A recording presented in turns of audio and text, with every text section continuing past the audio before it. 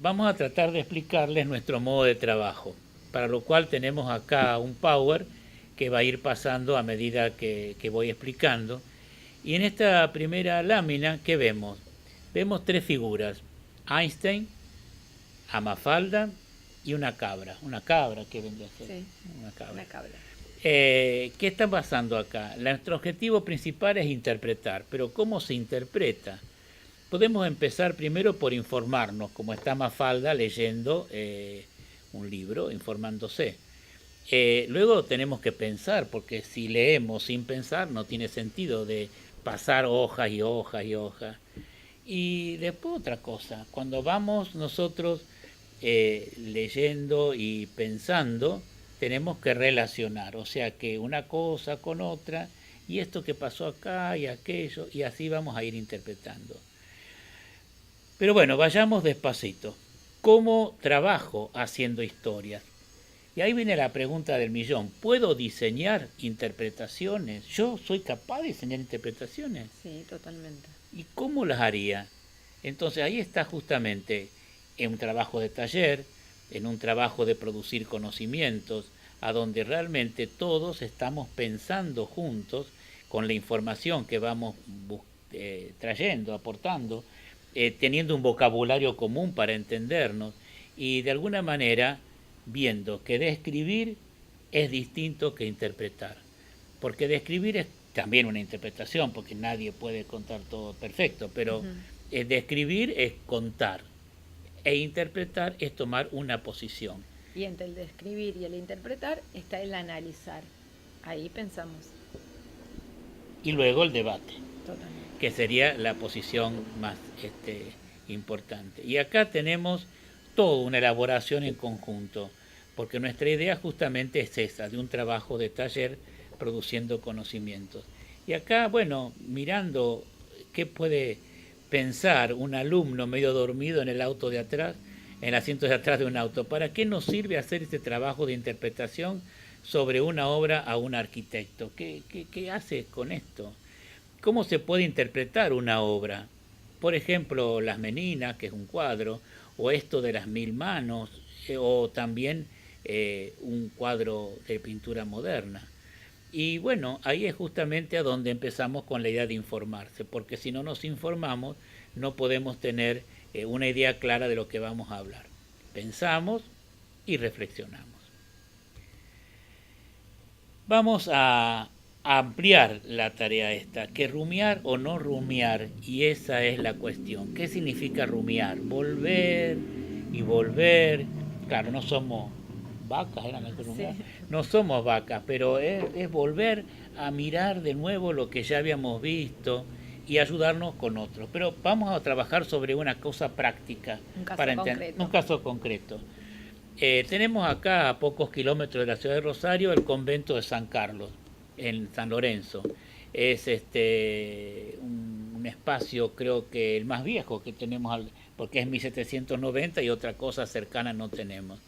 Pero el convento de San Carlos está teñido de un montón de historias, de monjes, de escuelas que también hicieron en 1910 y de la batalla de San Lorenzo.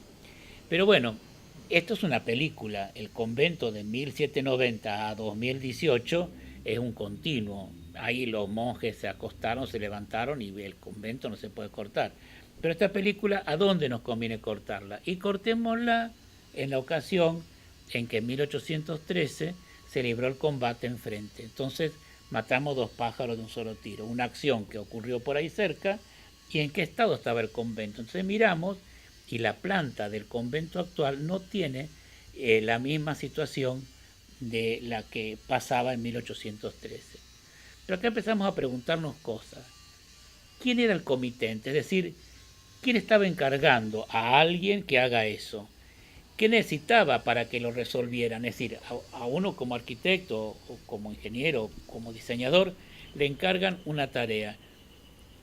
Hay que saber interpretar qué es lo que quiere el otro para resolverla.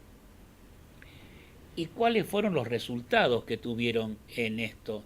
Y podríamos nosotros como arquitectos del 2018, 2019, 2020 o 2015 sustraernos y pasar 100 años atrás para aprender de la experiencia pasada.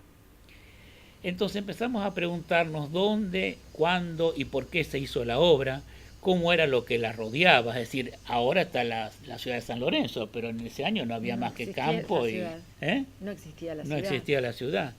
Y había alguien que abatía la maquinaria de hacer la obra. ¿Quién era? ¿Quién era el señor? Entonces empezamos a informarnos. Y así es cuando empezamos a pensar en que encontramos un relevamiento del estado del convento en 1813. Pero ahí no había comenzado, ya venía. Y algún otro registro. Entonces tenemos que ir 200 años atrás. Si estamos aproximadamente en 2018, a 1813 tenemos 200 años atrás.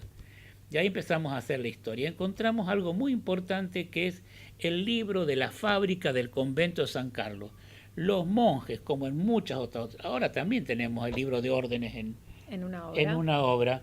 Y el libro de órdenes son la relación entre el arquitecto o el profesional con el capataz. Y entonces ahí está, los operarios. Está dicho lo que pasa día por día.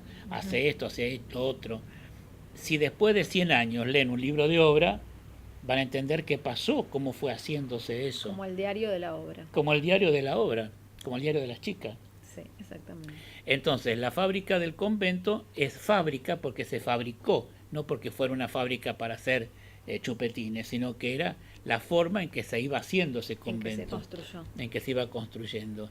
Y ahí registraba la vida del convento. Y ahí tenemos un montón de datos que realmente empiezan a formar eso.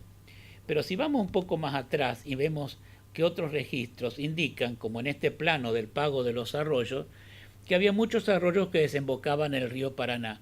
Y ahí, en ese lugar, en 1656, todavía más atrás, el rey le da a un señor Vera y Mujica merced de tierras. ¿Qué significa? Que el rey era el dueño de todo, porque era como dueño de América, digamos. Entonces le daba a fulanito, a menganito, por alguna razón especial, merced de tierras. Pero era enorme, enorme la cantidad de hectáreas que diríamos ahora con nuestra medición actual. Y poco tiempo después, en 1719, empieza ya a dar vuelta acá otra orden, que no son los franciscanos de ahora, sino que son los jesuitas.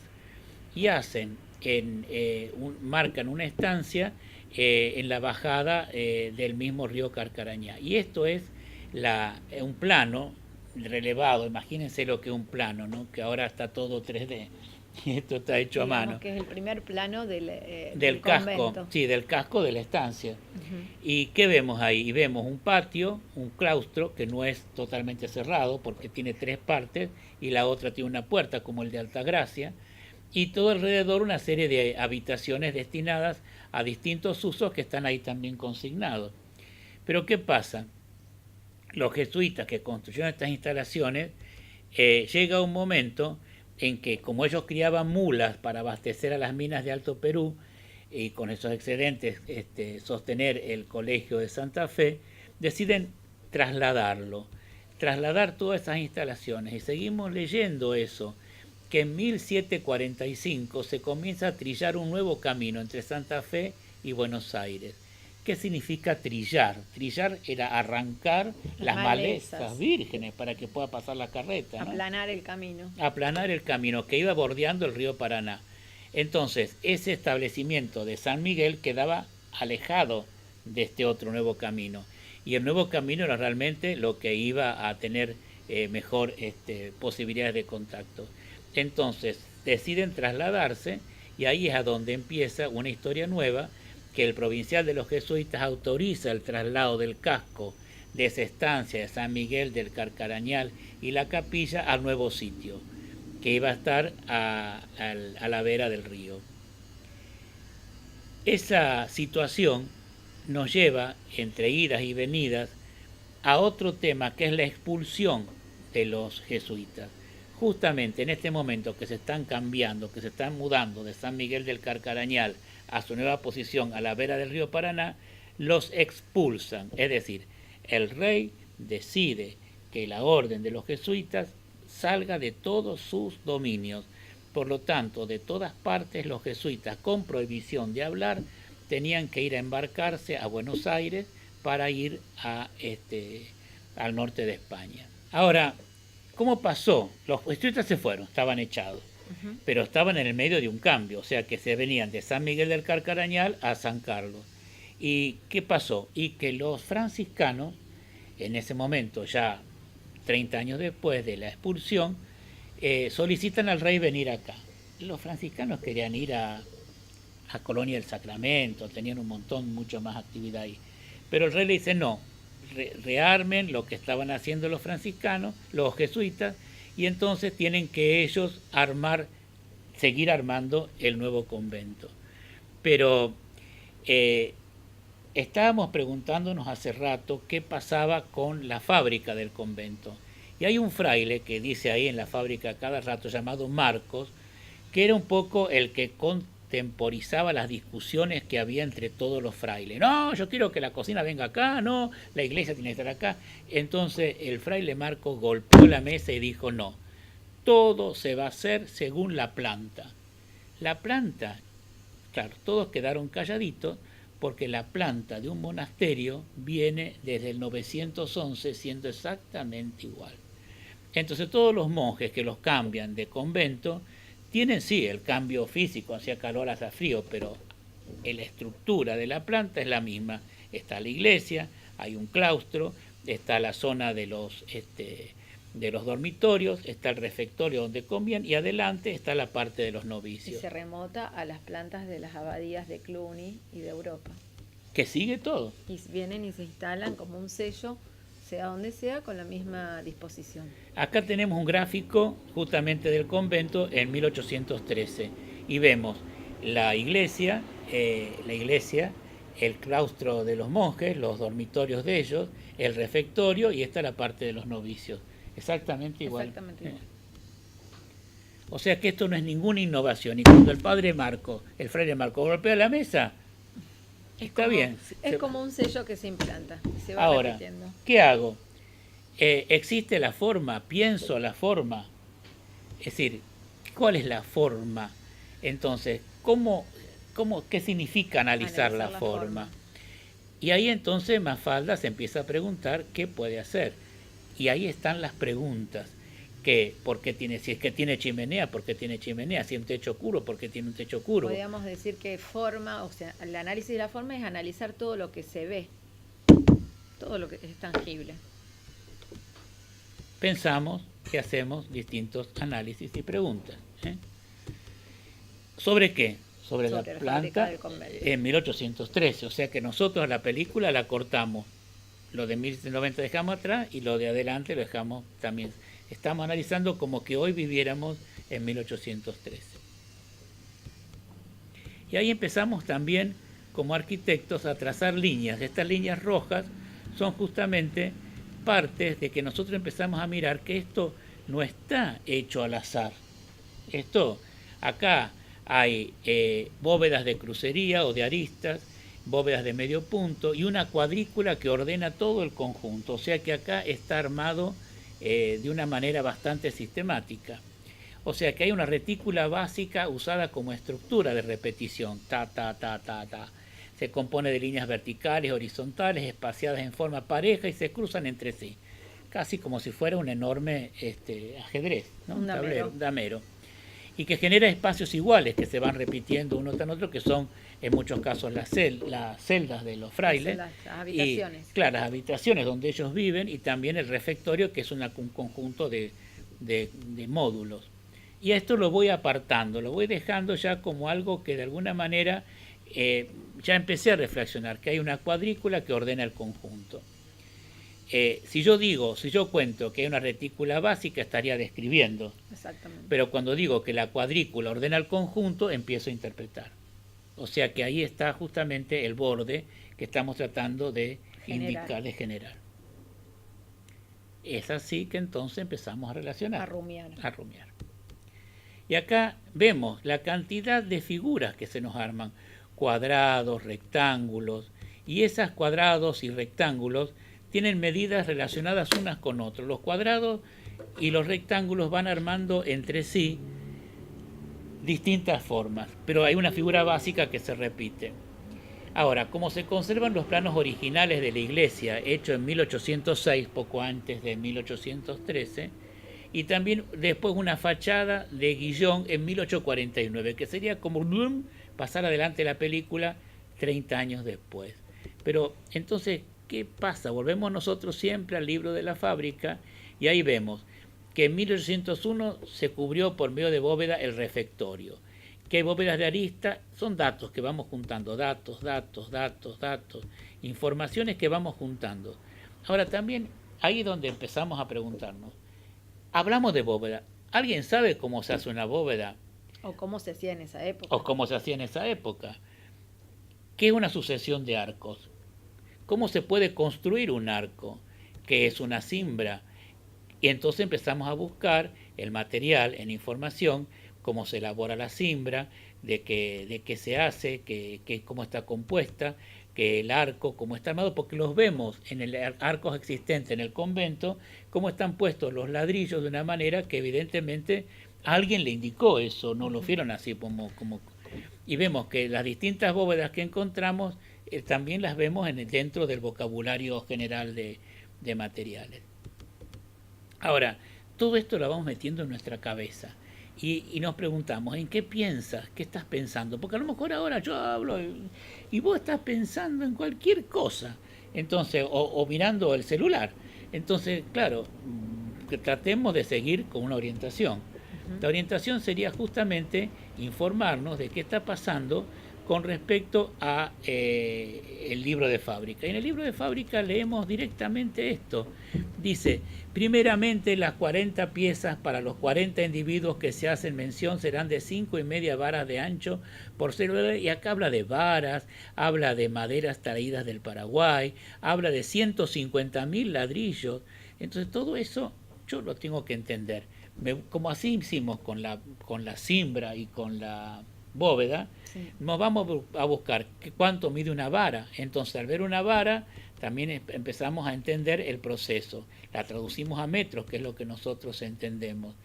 Ahora, ¿cómo eran los ladrillos? Evidentemente el aparejo de ladrillos actuales son distintos porque los ladrillos eran más grandes, las baldosas distintas. Entonces, ¿qué es una fanega? También miramos, o sea que lo que para ellos era normal, para nosotros empieza a ser curioso o novedoso. Cómo es el techado de madera con ladrillos, que es un cabio, que es un tirante, y ahí encontramos todo un proceso constructivo que en el convento los ladrillos puestos de plano entre las alfajías que corren en sentido contrario a los tirantes. Volvemos de nuevo al plano y vemos ahora con mayor cuidado que hay contrafuertes, que hay bóvedas, y que están presentes muchos de los elementos que estuvimos mirando que actuaban dentro del convento. Vemos que es un contrafuerte, o sea que está sosteniendo a una pared estructuralmente para que no se abra la bóveda.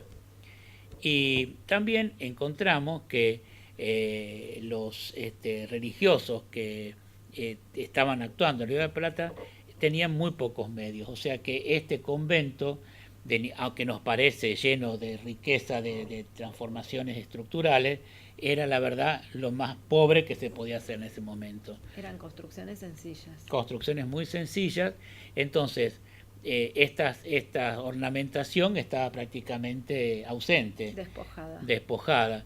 Y los azulejos que venían de Sevilla eran 3, o sea que no tenían mucha forma. O sea que hay una simplicidad de forma y que evidentemente está manifestada. Y que acá hay mucha abundancia de arquitectura de barro, porque es lo que se tiene, ladrillos, tejas, todo hecho cocido. No había mucha madera, la madera tenía que venir en jangadas y había que agarrarla antes de que se pase para Buenos Aires. Entonces, evidentemente, por más que todo había un sistema de contacto, era difícil de que se produzca. Y San Carlos es un poco ese borde, ¿no? De toda la parte del sur a San Carlos está una arquitectura de ladrillos, mientras que para el norte empieza a encontrarse ya más presencia de la madera. Esto lo afirma Mario Busquias, o sea que estuvimos leyendo e informándonos para hacer. Pero bueno, entonces empezamos a ver que hay formas prismáticas sencillas, métodos constructivos que ornamentación plana de revestimiento, predominancia de mampuestos de ladrillo. Estoy haciendo tú una especie Una de enumeración de enumeración de todo observamos. lo que observamos. Entonces quiere decir que, como ahora vamos a ver cómo lo sintetizo, cómo lo resumo. Y evidentemente una manera es, resultando de la cuadrícula anterior, también me pongo a pensar, ¿y por qué habrán usado esta cuadrícula? O sea, que esa cuadrícula que ordena el conjunto y que la vemos acá, y ahí agarro y saco la fachada. ¿De dónde viene esta forma de la fachada? Y empiezo a mirar, a buscar libros, a informarme. Y ¿quién era Segismundo? Y había sido el autor de la Recoba de Buenos Aires. O sea que la Recoba Nueva que dividía la plaza tenía el mismo representante arquitectónico que esto. Y evidentemente cuando viene Guillón para hacer la fachada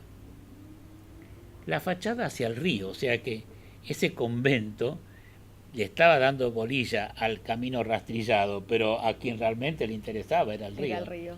Y por algo la batalla de San Lorenzo se libró desde el río, porque era la entrada al convento, o sea que venían a buscar los víveres, o sea que entonces también esa batalla de San Lorenzo nos está dando algo de intención, de interpretación de ese convento.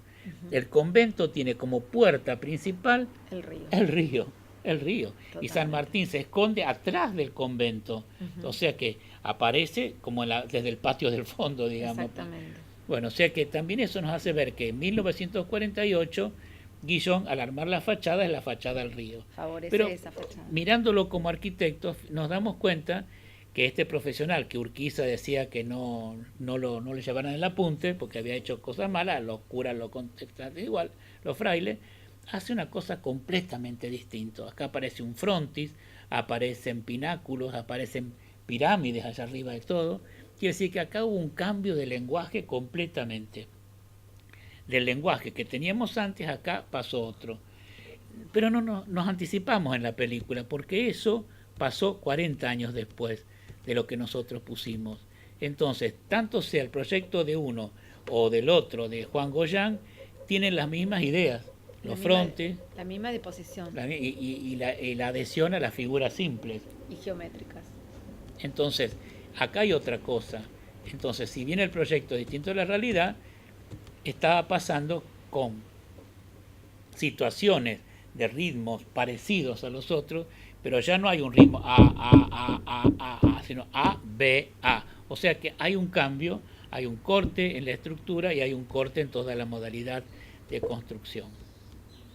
Bueno, vemos que hay dos sistemas que superponen en la obra, pero nosotros volvemos siempre a lo nuestro. Y acá estaríamos cerrando, decimos que llegamos a aquel momento, pero que a nosotros nos importa justamente es la conclusión de 1813. Bueno, de alguna manera tenemos justamente las tres situaciones. Elaboramos en conjunto, nosotros como docentes los vamos indicando documentación para que busquen caminos y nuevos caminos, siempre otros caminos, nunca cerrarse, pero también hay muchos otros caminos como que podría ser que los estamos marcando a forma y extraforma y podríamos armar preguntas acerca del convento de San Carlos con la batalla y todo eso. O relacionarlo con la ciudad de Rosario, la incipiente ciudad de Rosario en ese momento. ¿Por qué San Martín estaba atrás del convento? Porque los españoles iban a surtirse al convento, no a Rosario. Rosario no había 3 gatos y 2 perros, o sea que no era importante.